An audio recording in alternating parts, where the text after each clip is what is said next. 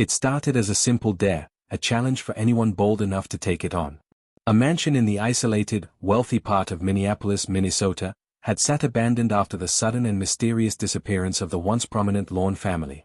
Their sprawling estate, known as Lawn Manor, loomed like a forgotten monument, its windows dark and its gates rusted with time. No one knew where the Lawns had gone or why. It was a story that had grown cold, with no answers and no closure.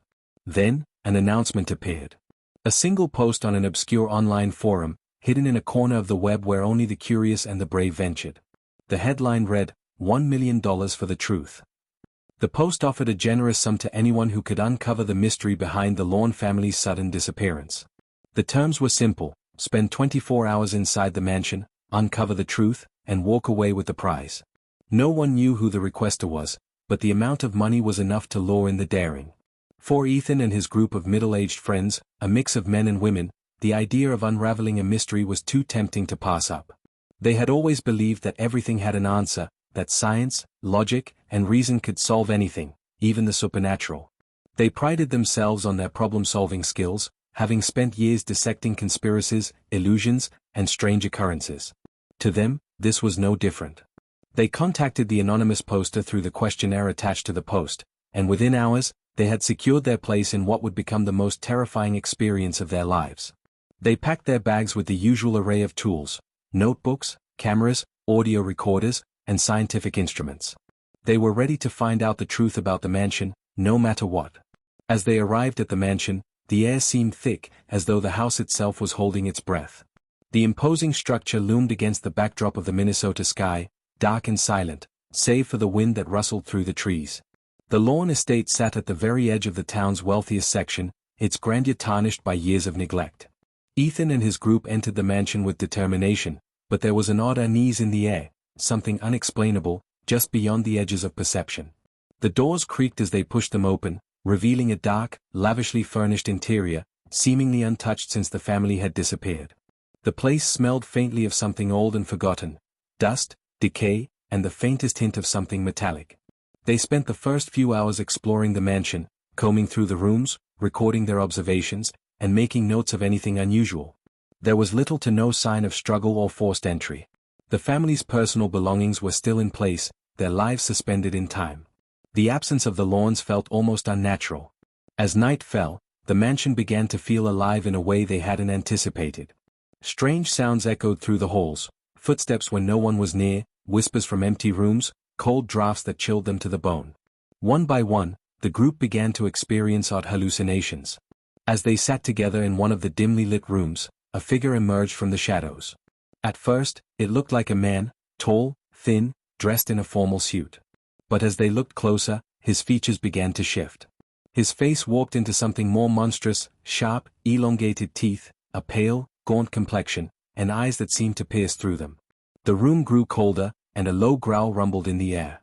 Before they could react, the figure disappeared, melting into the darkness like smoke in the wind. "Did you see that?" one of them asked, their voice trembling.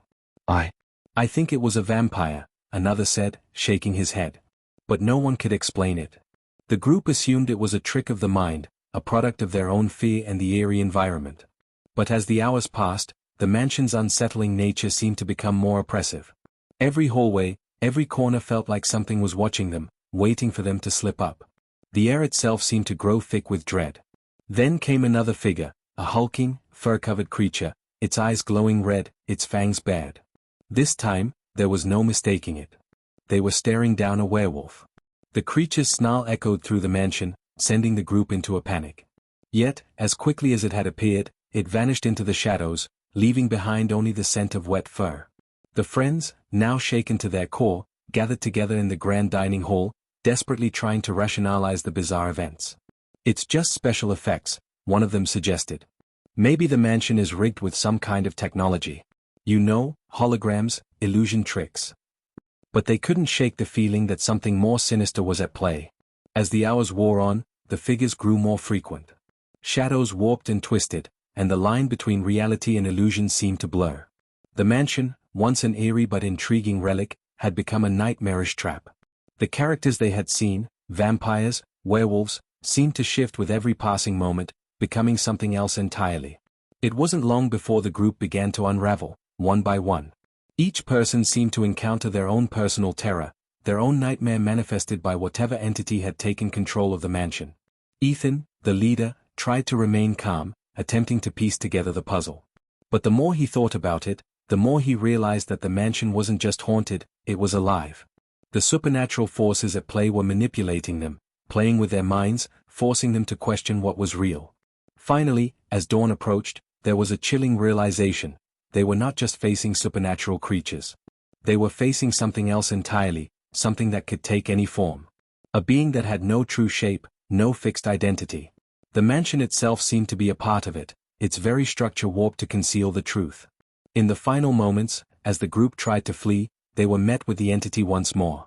It shifted between forms: vampire, werewolf, something far worse, and with each transformation, it took another of them. One by one, they disappeared, leaving nothing behind but echoes of their screams.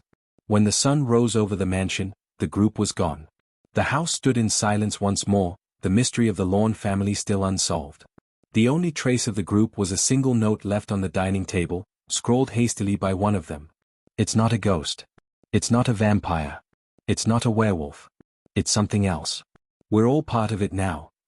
Days later, the post disappeared from the forum, and the $1 million prize was never claimed. The mansion was abandoned once more, its dark secret sealed inside.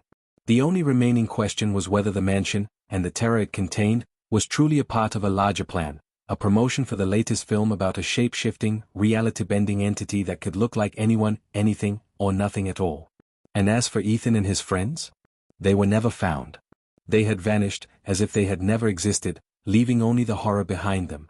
The mansion remained silent, waiting for the next dare.